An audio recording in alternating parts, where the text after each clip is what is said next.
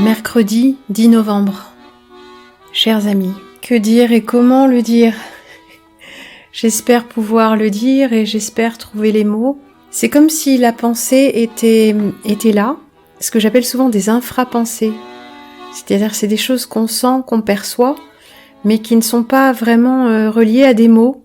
Donc un peu comme un souvenir de rêve, on a une impression, mais dès qu'on essaye d'expliquer, eh bien il faut créer la représentation avec les mots. Ce faisant, on l'affine, on la perfectionne et on rentre en soi-même. C'est pour ça aussi que c'est aussi précieux de vivre avec les autres, de vivre avec son conjoint, de vivre avec quelqu'un ou d'avoir quelqu'un assez proche, disons de parler à quelqu'un tous les jours, au moins de parler à quelqu'un tous les jours, parce que ce faisant, on précise sa propre pensée. Sinon, bien souvent, vous remarquerez qu'on en reste au stade de l'infrapensée. On sait, au fond on sait, mais on sait quelque chose qui est flou en fait, on croit qu'on sait. Par exemple, on pense qu'on sait vraiment ce qu'on veut dans la vie. On sait ce qu'on aime, on sait ce qu'on veut. Et dès qu'on nous demande un peu crûment de le dire ou de préciser, eh ben c'est pas aussi net, c'est pas aussi précis, on se creuse la tête. Ou un souvenir de rêve, dès qu'on essaye de l'écrire ou de le raconter à quelqu'un, on cherche ces mots. C'est donc que c'était pas si clair que ça. C'est donc que pour préciser son ressenti ou ses perceptions, il nous faut un peu nous creuser la cervelle, vous croyez pas ? Alors je pensais commencer en matière d'introduction par une histoire que j'aime bien raconter, même si je ne la maîtrise pas tout à fait. Je suis même pas sûre que je l'aurai bien en tête, mais certains d'entre vous la connaissent peut-être. Il s'agit de l'histoire de Job, le livre de Job dans l'Ancien Testament. Oui, vous savez pourquoi je parle de l'Ancien et du Nouveau Testament.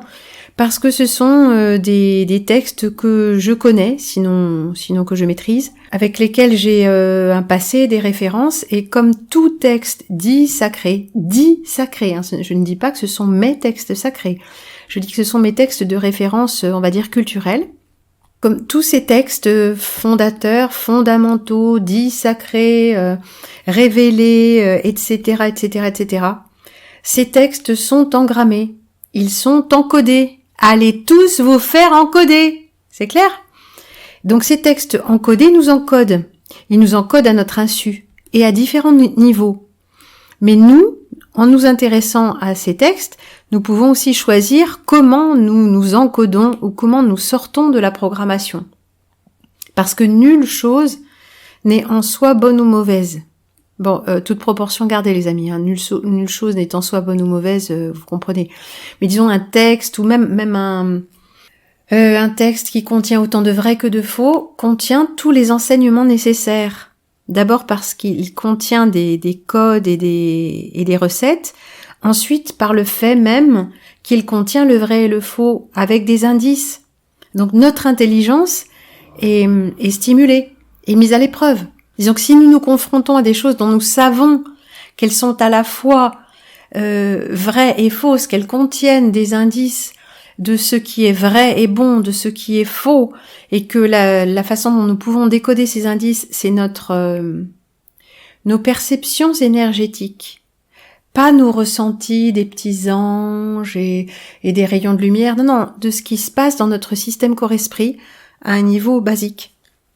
Je reviendrai là-dessus, j'en ai déjà beaucoup parlé, les deux mouvements, le mouvement de contraction et le mouvement d'expansion, qui peuvent être effectivement aussi sujets à l'illusion, hein. Nous n'avançons que par perception successive.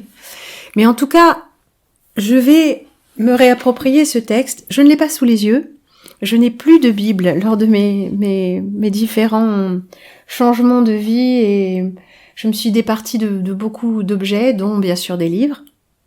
Et si l'un d'entre vous avait sous la main le tout petit livre bleu, vous savez, il doit faire 10 cm par 7 des Gédéons, la Bible des Gédéons, la Bible Louis II, hein, la traduction Louis II, parce que les autres, je les encaisse pas trop en fait, faut dire, ça me parle pas. Ce petit livre bleu, Nouveau Testament des Gédéons, ben vous pouvez me l'envoyer si vous l'avez et que vous ne savez pas quoi en faire. J'avais même une Bible de tout petit format, papier Bible, contenant Ancien et Nouveau Testament. Et si vous avez ça sous la main et que vous savez vraiment pas quoi en faire, encore une fois, traduction Louis II, la Bible Louis II, la Bible protestante, je la veux bien. Voilà. Je dis ça, mais bon, Je dirais, elle va arriver à un moment ou à un autre, que ce soit sur une brocante ou bon.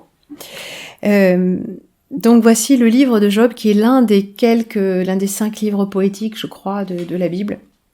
Donc c'est pas un de ces livres épouvantables, mais c'est une histoire, une sorte de parabole. Et la voici. Un jour, le diable se promenait sur la terre. Il faisait un petit peu, peut-être, le tour du propriétaire, à moins que le maître de la terre ce soit Adonai. On dit pas Yahvé dans ma tradition, ça ne se dit pas, c'est un mot qui se dit pas. On dit l'Éternel. À moins que ce ne soit l'Éternel qui lui donne l'éther, pas l'éther de éther, éthérique. Il dit à qui, il dit aux Hébreux qu'il va leur donner de la terre, donc en fait c'est un promoteur immobilier, comme dit Rox Ocker, c'est pas un dieu en fait, c'est un promoteur immobilier, c'est un négociateur. Donc on sait pas entre Dieu et Satan dans cette histoire. On sait pas trop qui est qui, mais bon, tout se passe quand même à la surface de la terre, dans un tout petit monde. Et donc Satan fait le tour. Et puis il voit comme ça comment vivent les hommes, et puis lui c'est le tentateur, le séducteur, donc il cherche toujours un peu à foutre la merde. Et là il voit un homme pieux, qui est vraiment croyant, qui est vraiment dédié à son Dieu, qui s'appelle Job. Enfin je crois qu'il le voit, parmi d'autres. Puis il retourne il va voir Dieu, parce que Dieu et le diable sont en bonne intelligence dans cette histoire-là. Et le diable va voir Dieu et lui dit, lui raconte ce qu'il a vu. Et Dieu lui dit, ah oui, alors tu as vu les hommes à la surface de la terre, et puisque tu les as bien regardés, as-tu vu mon serviteur Job? L'autre lui dit, je crois bien, oui, j'ai dû le voir. Lui, il est d'une piété indéfectible, mon serviteur Job. Il me sert fidèlement et je crois que il pourrait arriver n'importe quoi. Jamais il ne me retirerait sa foi. Est-ce qu'on peut en dire autant pour toi? Et le diable dit, mais bien sûr, mais regarde, c'est un riche propriétaire terrien. Tu as vu la taille de sa maison? Il a de nombreux serviteurs, ses champs donnent beaucoup, ses affaires sont fructueuses, il a des fils et des filles en pagaille qui lui donnent de nombreuses satisfactions, il est très, très content de lui, ton serviteur Job, n'est-ce pas? Mais il a de quoi l'être, c'est facile. Tiens, que le mauvais temps, les mauvaises récoltes lui retirent une partie de sa fortune et tu verras, à ce moment-là, tu verras. Et Dieu dit, tu crois vraiment, tu crois. Et là, Satan est obligé de demander à Dieu la permission. Est-ce que tu me laisses le mettre à l'épreuve pour voir jusqu'où il va te garder sa foi et sa piété? Et Dieu accepte. C'est-à-dire que Satan n'a pas la mainmise, il n'a pas le pouvoir pour faire lui-même tomber les hommes et tomber la pluie et brûler les récoltes. En tout cas, c'est ce qu'il fait. Il détruit d'une façon ou d'une autre par le mauvais temps, la grêle et puis l'incendie et la vermine. Il détruit les récoltes de Job, du propriétaire terrien Job. Et voilà qu'une bonne partie de la fortune qui vient des terres est enlevé à Job.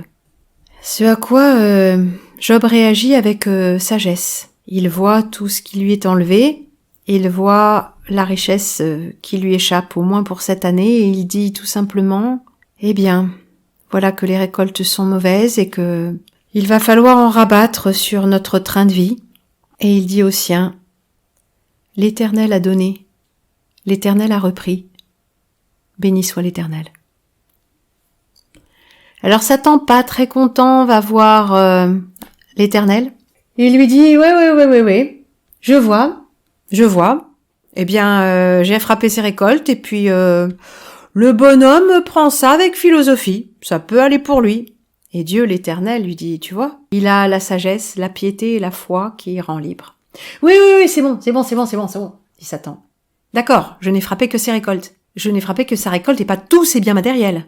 Est-ce que je peux prendre tous ses biens matériels? Là, tu verras. Laisse-moi m'occuper de lui jusqu'au point où il te reniera. Et Adonai, l'Éternel, lui dit, écoute, tu as tout pouvoir de faire ce que tu veux en la matière.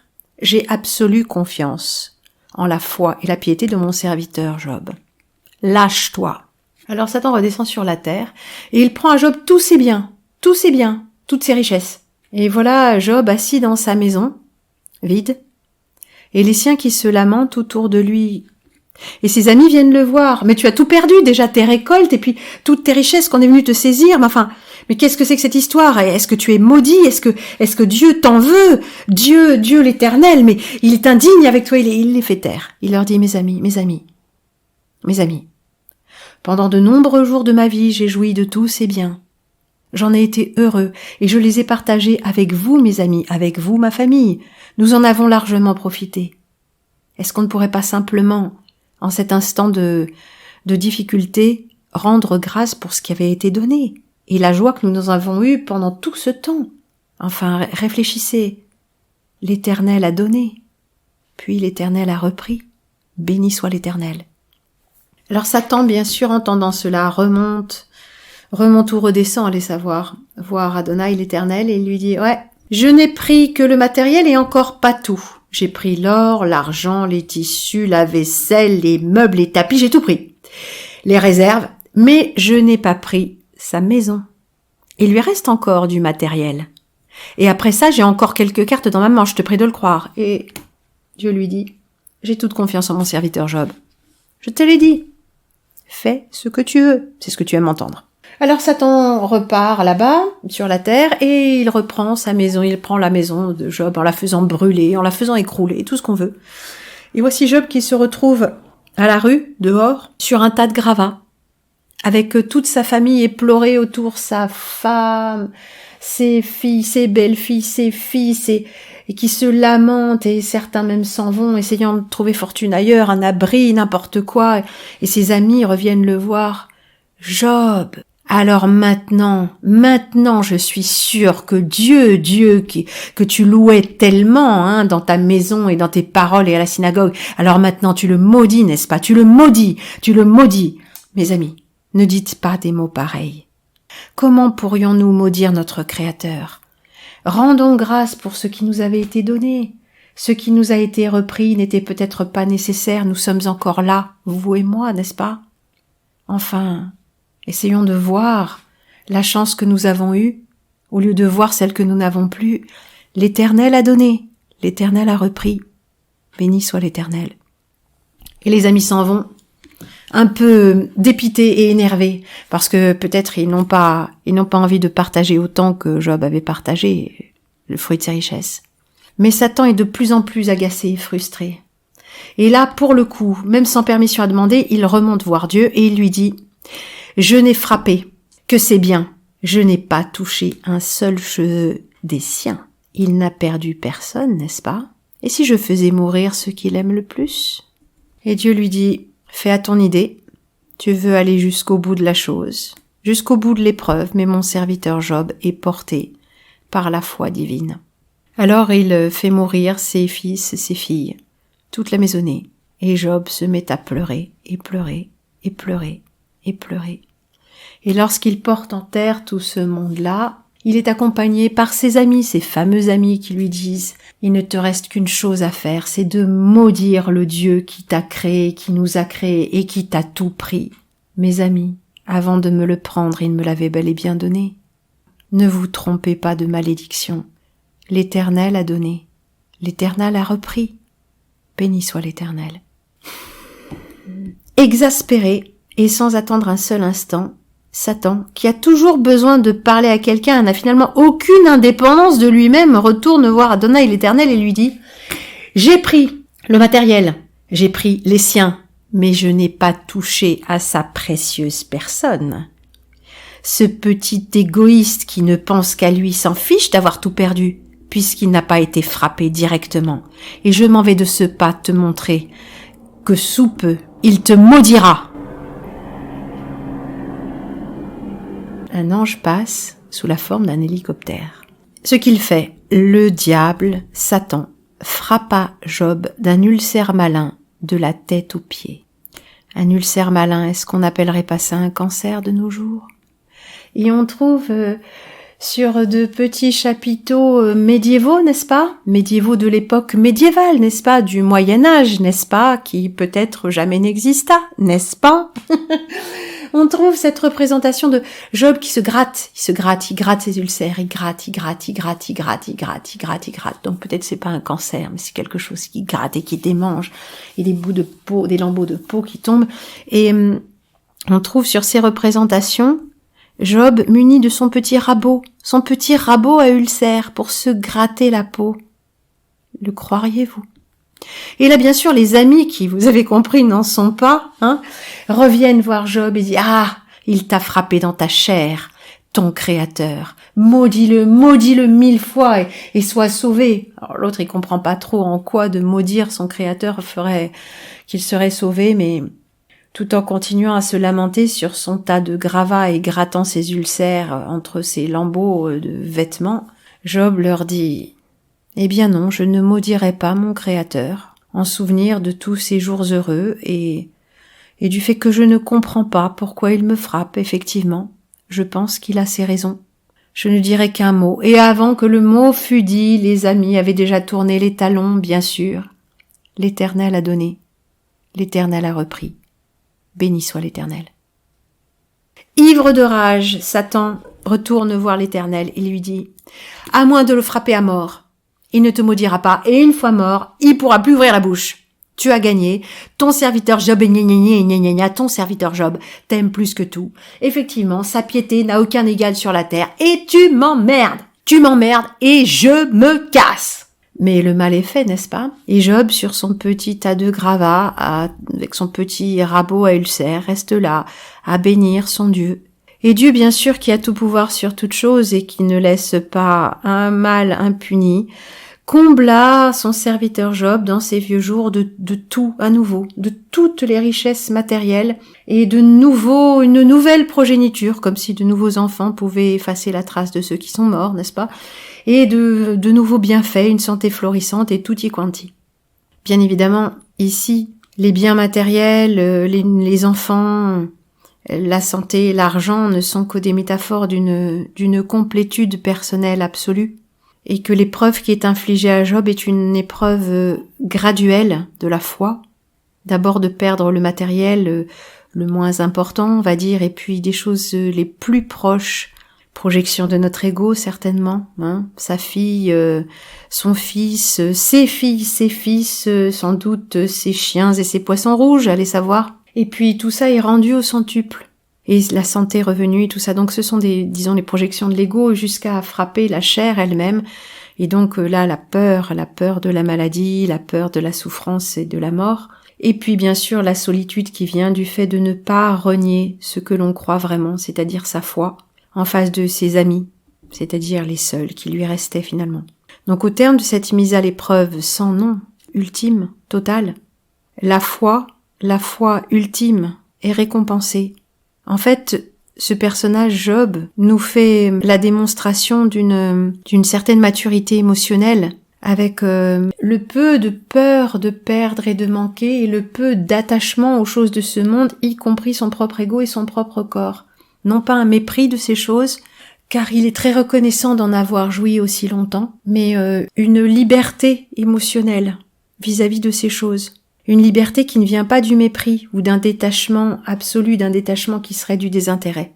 Ce faisant, nous voyons aussi, et c'est un peu curieux, un personnage qui n'a pas peur. Ou peut-être que le personnage de Job personnifie une couche de nous-mêmes qui ne s'exprime pas de façon consciente. Une confiance absolue, donc peut-être quelque chose qui serait plus près de notre âme que de notre ego, n'est-ce pas? Cette confiance absolue, cette foi inébranlable que rien ne peut perdurer dans le mal ou dans la destruction. Ce faisant, Job crée sa propre richesse intérieure, sa propre santé intérieure, sa propre stabilité. L'Éternel a donné, l'Éternel a repris. Béni soit l'Éternel. Dans ma vie, à chaque instant, il y a des moments comme ça. Dans ta vie aussi, évidemment, surtout maintenant. Les choses vont très vite, très vite. Ce que tu désires le plus, est-ce que tu es sûr que cela va t'être donné ou est-ce que tu es sûr que cela ne te sera pas donné? C'est une question que tu pourrais te poser. Une question importante. Parce que inutile de te battre dans la matière ou avec tes employeurs ou la société pour ce que tu veux si au fond tu crois que tu ne l'obtiendras pas. Inutile de te battre pour ça. Tu as donc 2 solutions. Soit tu réformes tes croyances et tu te dis que ce pourquoi tu te bats, tu es sûr de l'obtenir d'une façon ou d'une autre. Soit tu cesses de te battre et tu arrêtes ce combat inutile contre toi-même, n'est-ce pas? Il paraît que je dis beaucoup, n'est-ce pas? Il y a certainement beaucoup d'autres choses que je dis tout le temps. Toi qui m'écoutes, ça ne te gêne certainement pas plus que ça, parce que si ça te gênait, tu n'écouterais pas, n'est-ce pas? Nous sommes au moment précis, particulier, où les choses s'accélèrent et où nous créons le réel, consciemment et inconsciemment. Nous ne créons pas tout, je ne crée pas la maison, la porte, l'ordinateur sur lequel je travaille, et pour t'envoyer tout ça que tu pourras écouter à ton temps sur ton propre ordinateur ou ton propre electronic device.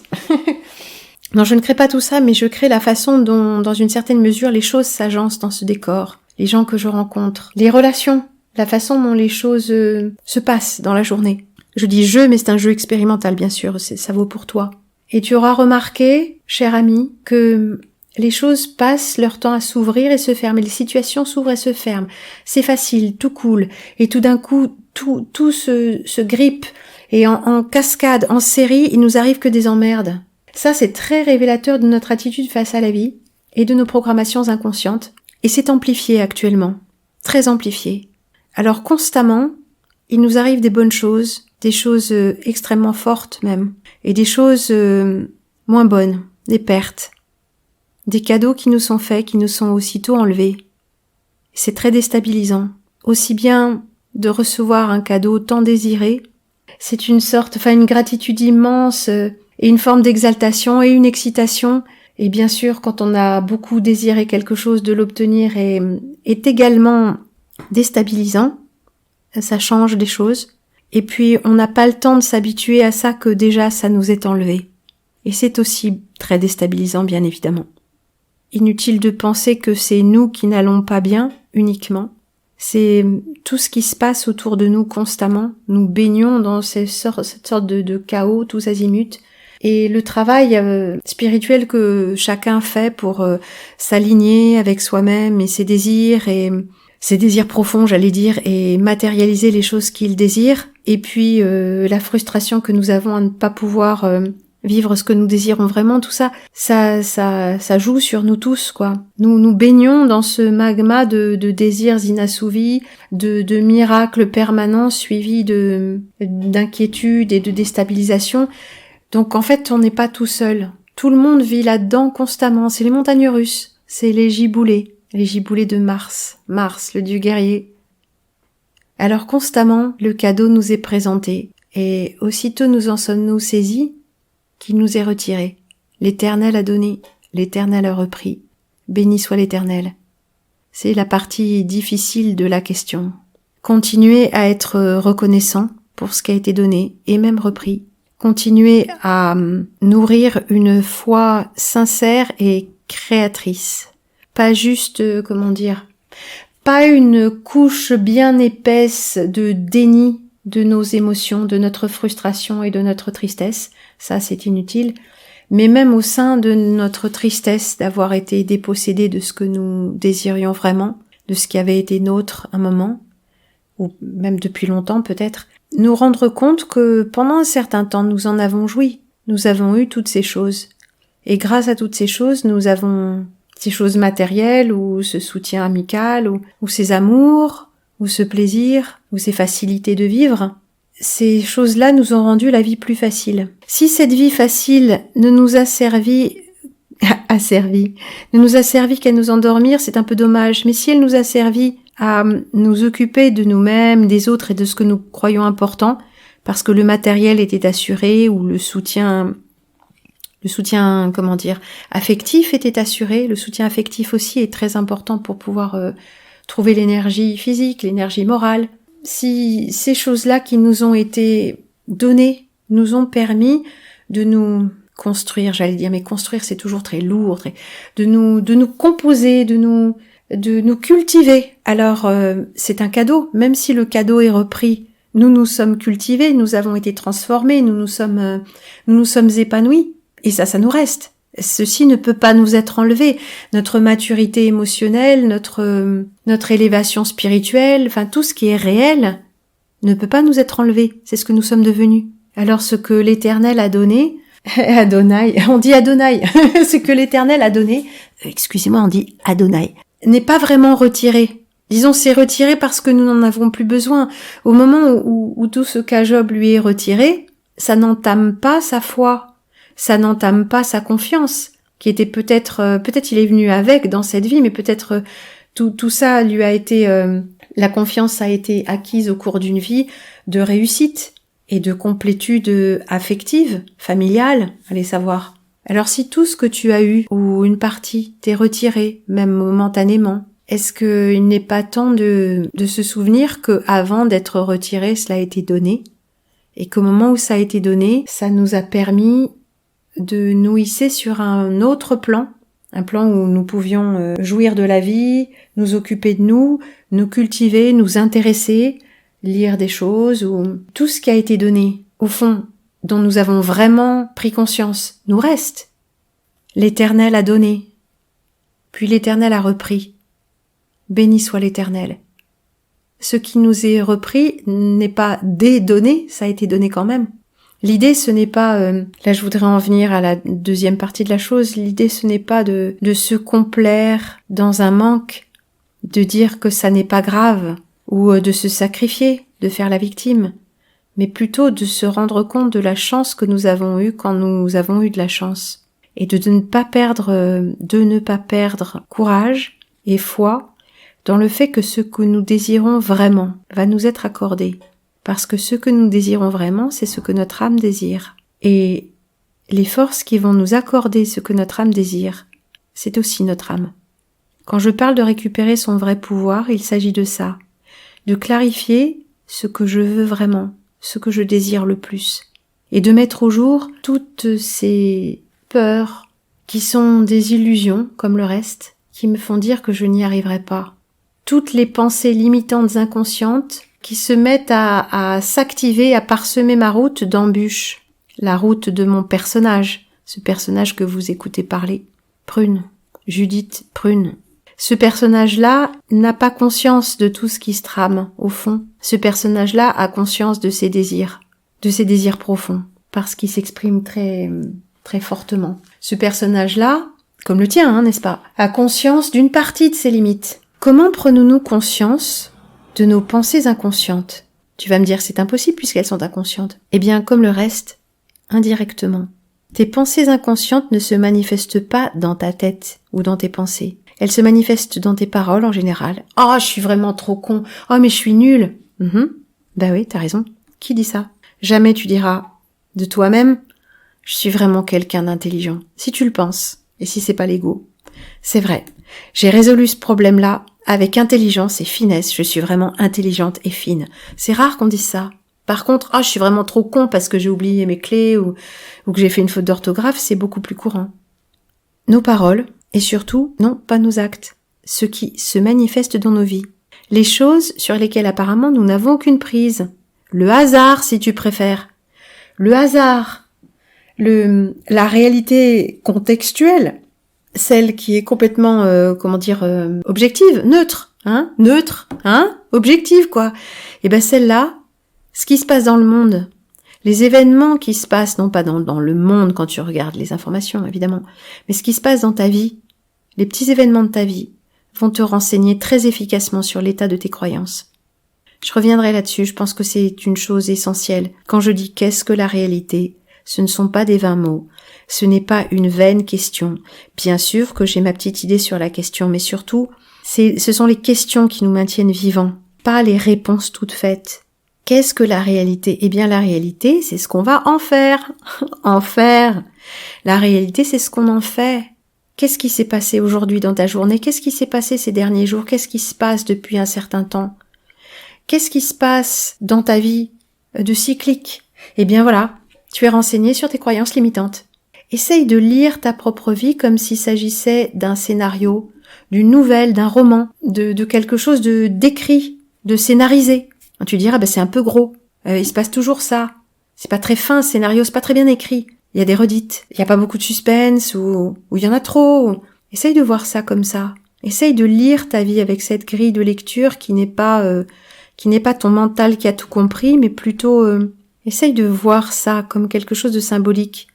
Comme tu interpréterais peut-être symboliquement certains de tes rêves, interprète donc symboliquement ta réalité sous surveillance, ta réalité diminuée, ta réalité contingente quotidienne, sur quelques jours, quelques semaines, quelques mois, quelques années, quelques décennies. Regarde ça, comme quelque chose qui aurait été, sinon écrit à l'avance, du moins comme une histoire symbolique. Qu'est-ce que tu vois ? Qu'est-ce que ça dit ? Qu'est-ce que tu te dis à travers l'univers et à travers la façon dont tu te diriges dans ton propre monde ? Tes pensées inconscientes ne seront jamais plus visibles que là. Mais attention, tu as des pensées inconscientes qui sont très positives et bienveillantes. Il y a des choses qui se passent bien dans ta vie, qui coulent de source. Est-ce que ce sont uniquement des choses liées à ta volonté ou des croyances très profondes comme quand ta grand-mère te disait « Ça va aller mon chéri, ça va aller, ça va bien se passer. Tu as la chance, tu as beaucoup de chance. Dans notre famille, on a toujours eu de la chance. » Des choses un peu comme ça, quoi. Ça, ce sont à proprement parler des bénédictions. Quand on dit à un enfant que ça va bien se passer, que ça va aller, quand il n'y a pas un déni, bien sûr, ça va aller. Quand on entend constamment « ça va aller », mais ça va aller, tu vas voir, ça va aller. Dit par un adulte âgé qui a l'expérience de la vie et qui a une forme de sagesse, alors ça a une valeur immense. Ça va aller. Mais oui, ça va se réparer. Mais oui, tu vas guérir. Mais oui. Avec cette tranquille assurance évidente. C'est une bénédiction, parce que ça s'ancre. Quand on sait que quoi qu'il arrive, quel que soit l'effort ou la difficulté, ça va aller. C'est une bénédiction. Quand on sait que quoi qu'il se passe, l'Éternel donne, peut-être l'Éternel reprend, mais l'Éternel redonne toujours, parce que c'est nous qui nous donnons. C'est nous qui nous donnons à nous-mêmes. Et la clé, peut-être la voici. L'Éternel a donné. L'Éternel a repris. Béni soit l'Éternel. Renoncez à entretenir ce qui s'appellerait une émotion négative face au sentiment de perte. Nous pouvons être frustrés d'une perte, mais rajouter une forme de culpabilité ou d'angoisse, c'est mal comprendre les lois de l'énergie. Si je m'arrête à l'Éternel a repris, j'ai perdu, je suis malheureuse de ce que j'ai perdu. Je ne me remets pas de cette perte et de penser à la chose que j'ai eue, du cadeau que j'ai eu entre les mains, un seul instant, me rend infiniment malheureuse. Alors, le cercle reste ouvert. Et ce que j'entretiens, c'est j'ai perdu, je perdrai toujours, j'ai perdu. Mais de dire l'Éternel a donné, l'Éternel a repris, tout cela béni soit l'Éternel, ferme le cercle. Je ne sais pas si vous voyez l'image.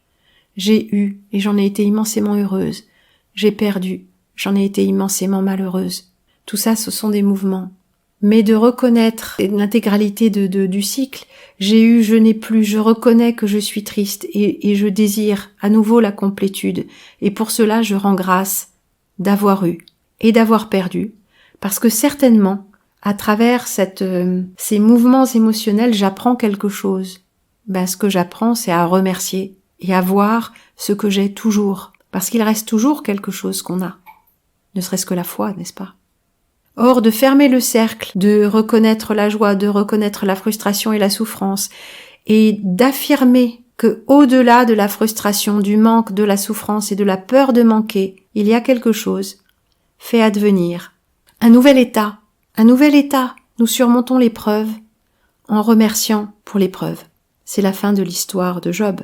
Tout lui est rendu au centuple. Bien sûr, il ne s'agit pas de matériel. Qui étions-nous avant l'épreuve? Égoïstes, frustrés, renfermés. Qui sommes-nous pendant l'épreuve? Qui sommes-nous après? Toujours aussi égoïstes, fermés et frustrés? Alors l'épreuve va se représenter. Est-ce que l'épreuve, quelle que soit l'épreuve, nous a un peu assouplis, un peu ouverts à ce que vivent les autres, ceux qui ne sont pas nous? Peut-être la souffrance fut telle que nous sommes attristés de penser que ce soit d'autres puissent souffrir autant ou même moins. Et donc nous voyons, en regardant les autres, des êtres qui peut-être souffrent, alors nous les jugeons moins. Donc nous avons été transformés. L'Éternel a donné, y compris l'épreuve et la souffrance et l'angoisse. L'Éternel a repris la souffrance et l'angoisse. Béni soit l'Éternel. L'Éternel, en l'occurrence, n'est pas le Dieu de la Bible, bien sûr. Dans ces paroles-là, l'Éternel est tout ce qui est éternel, la force de la vie qui nous tient. Et pour chaque chose, chaque belle chose qui nous a été donnée et puis reprise, il serait sain de se souvenir de ces simples paroles. Qu'une chose est donnée, puis reprise, puis donnée, puis reprise. C'est la loi de la vie. Mais ces choses se situent sur des plans différents, qui possiblement nous élèvent, si nous nous élevons. Est-ce qu'il est possible? Est-ce que ça fait sens pour toi de remercier pour chaque belle chose qui a été donnée dans ta vie, qu'elle soit encore une partie de ta vie ou qu'elle soit dispersée aux quatre vents depuis longtemps? Est-ce que cette reconnaissance et cette gratitude ne survivent pas à la perte, parfois souvent? Et pour l'épreuve que tu vis en ce moment difficile où plus rien en quoi nous avons cru ne fonctionne, le travail ou les projets que tu avais, cette vie que tu t'es imaginée, les études de tes enfants, ou toi, si tu es à l'âge de faire des études et d'imaginer une vie, une entreprise ou je ne sais quoi, tu as dû renoncer, n'est-ce pas? Si tu n'as pas renoncé, tu vas devoir payer le prix fort et de plus en plus. Alors l'Éternel t'a donné un espoir et puis l'Éternel t'a repris tous les moyens de mener la vie que tu désirais. Au moment où je me décide à enregistrer ce disque, moi qui me disais que la musique enregistrée était morte et que ça n'avait pas lieu d'être, je fais ce compromis et je recommence à croire en moi en me disant que, bon, malgré tout, je vais faire des concerts, bon, bien sûr, acoustiques, mais je vais faire tout ça parce que je suis au moment où je dois m'accomplir et je sens une certaine frustration. Et à ce moment-là, à quelques jours près, les lieux culturels, enfin tous les lieux sont fermés et quelques jours plus tard, nous sommes enfermés. Je crois que ça s'est passé un petit peu comme ça. Quoi qu'il en soit, ce qui nous a été donné à un moment nous a été repris. Et pourtant, j'ai bien senti que là-dedans, il y avait le cadeau, une transformation immense. Nous allions sortir du connu. Et à ce propos, je voudrais vous parler du portail énergétique, du portail, je sais plus quoi, énergétique du 11-11. 11-11, ça te dit quelque chose? Le 11 novembre. Oui, l'armistice. Pourquoi est-ce que cette date, évidemment, est choisie? Alors, bien sûr, j'ai parlé de la Bible et je parle du 11-11 et je vais parler de numérologie et je vais parler de tarot. Bien sûr que je ne crois pas et je crois. C'est pas la question.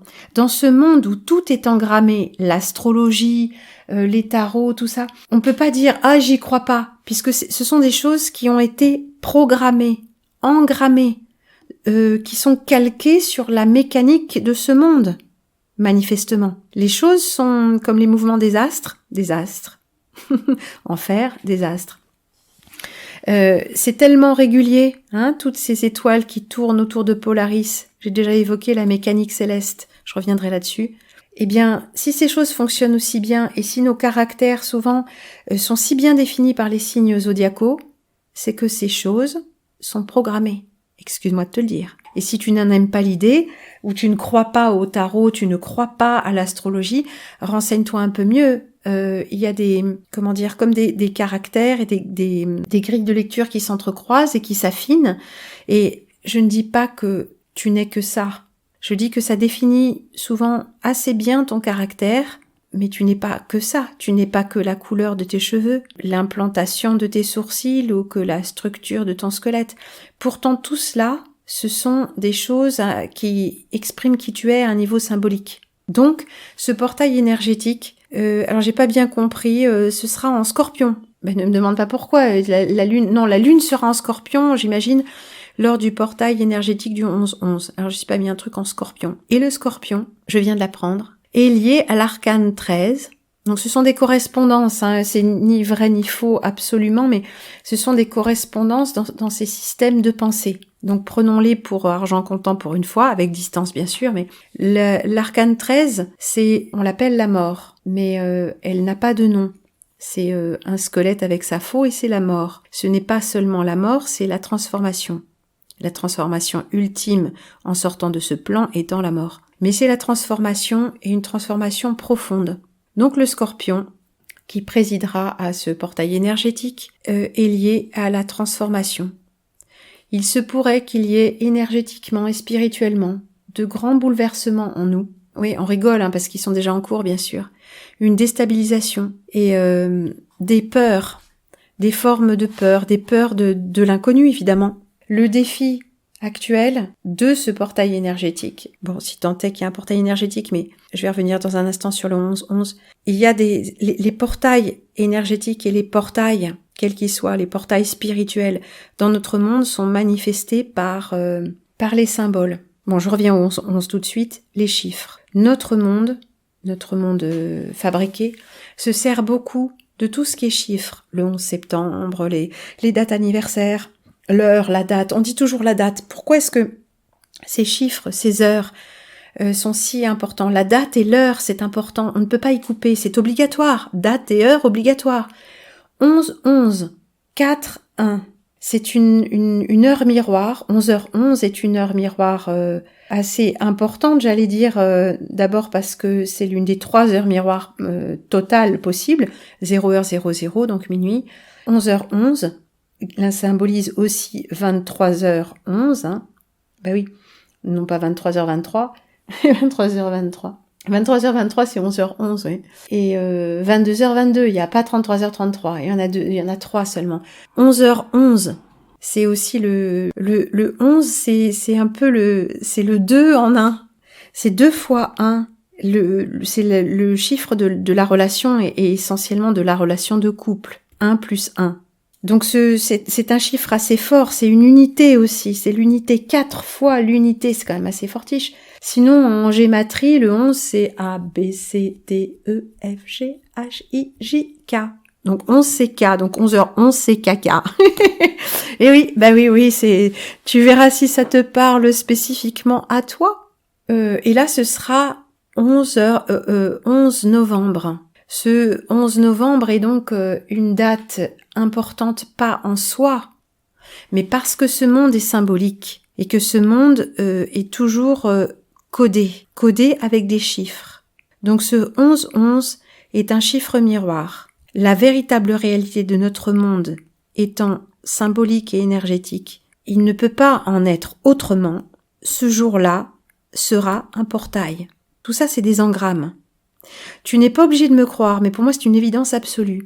Et si je regarde une personne qui s'intéresse, les vidéos d'une personne qui s'intéresse à ces choses, cet aspect symbolique des choses, pas en les nommant comme je le fais, mais peut-être même en y croyant, en prenant tout ça pour argent comptant, eh bien j'ai des informations sur la façon dont elle relie les symboles, et des symboles, établis. Alors on pourrait tout remettre en question, rien n'est vrai. Mais ces symboles établis sont peut-être des décodages de la matrice. C'est une façon de décoder la matrice. Comme l'astrologie est une façon de décoder une partie de nos caractères. Pas qui nous sommes vraiment, mais une partie de la façon dont nous sommes engrammés. Ça donne des clés.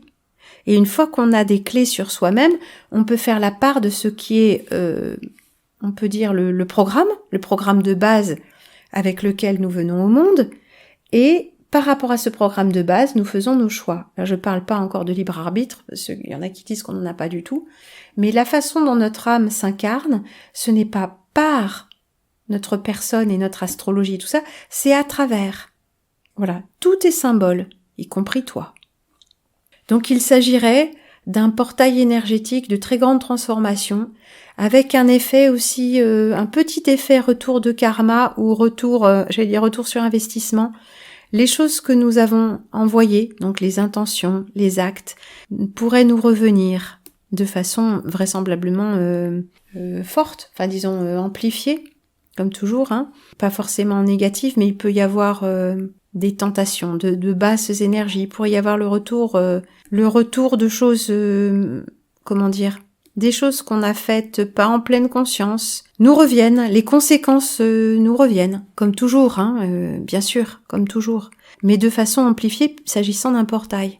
Cette transformation possible est plutôt sur un plan intérieur, serait plutôt sur un plan intérieur, et nous permet de passer d'un état à un autre. Peut-être que cette transformation et ce portail sont des choses qui sont mises en place par les forces qui nous contrôlent. Mais puisque nous sommes soumis à ces forces, nous pouvons consciemment prendre acte qu'il va y avoir un portail énergétique et écouter ce qui se passe en nous. Pour ceux qui trouveraient que c'est un peu gros, vous savez que les pleines lunes et les nouvelles lunes sont perturbantes. Donc on peut faire semblant et dire oh non, moi ça me dérange pas, même si on dort mal, même si on est énervé. Et si on remarque que à chaque fois qu'on est un peu énervé ou que ça se passe mal en famille ou sur la route dans les embouteillages et tout ça, c'était une nouvelle lune, on a une clé supplémentaire. Depuis que je sais ça, je me rends compte que je sais que les nouvelles lunes sont particulièrement perturbantes pour moi, beaucoup plus que les pleines. Je fais un peu profil bas quand il s'agit de nouvelles lunes, enfin quand dans la période de la nouvelle lune, j'ai des délicatesses avec certaines personnes ou que je suis pas bien en moi-même, je me dis c'est pas très étonnant. Voilà. C'est un petit peu comme quand il fait froid ou moche, s'il fait froid, j'aurais plus tendance à avoir froid, c'est aussi simple que ça. Donc ce sont des portails énergétiques d'une façon ou d'une autre. Et dans ces portails, nous avons le choix de nier complètement que quelque chose est en cours, qui nous échappe, et faire comme si, et parfois se taper la tête contre les murs, ou bien de se dire « Ah, les énergies sont lourdes en ce moment, quoi que ça veuille dire, et donc je ne m'en rajoute pas. Si je me sens pas bien, il y a aussi des chances pour que l'autre se sente pas bien, je vais pas trop lui en demander, parce que c'est général. » Voilà, ce sont des clés. Ce sont des clés de compréhension. Dans un monde symbolique, encodé, engrammé, nous pouvons nous servir des codes et des engrammes pour essayer de démêler le vrai du faux. C'est ce que je fais en lisant la Bible et l'Évangile. C'est ce que je fais en m'intéressant aux personnes qui interprètent les symboles ou en interprétant les symboles moi-même, en prenant suffisamment de distance, mais en prenant acte que ces symboles existent et qu'ils gouvernent nos vies. Ils gouvernent nos vies à un certain niveau. Un certain autre, si nous le voulons, ils ne sont rien. Mais dans la matière, nous ne sommes pas tout seuls. Il y a ce jeu pervers auquel se livrent Adonai et Satan pour l'un prouver qu'il est plus fort ou que la foi de l'homme est la plus forte et l'autre pour prouver qu'il est le plus fort. Alors constamment, et désormais de façon exacerbée maintenant, les choses nous sont données et reprises. À nous maintenant de savoir ce qui nous importe le plus, ce que nous voulons le plus, ce que nous désirons le plus obtenir. Quel est le cadeau ultime, le cadeau de Job ultime, après l'épreuve. Et comme l'épreuve est là, je me contenterai de dire, en vous bénissant, vous aussi, pour tout ce qui a été donné. Merci infiniment. L'Éternel a donné. L'Éternel a repris. Béni soit l'Éternel. Merci.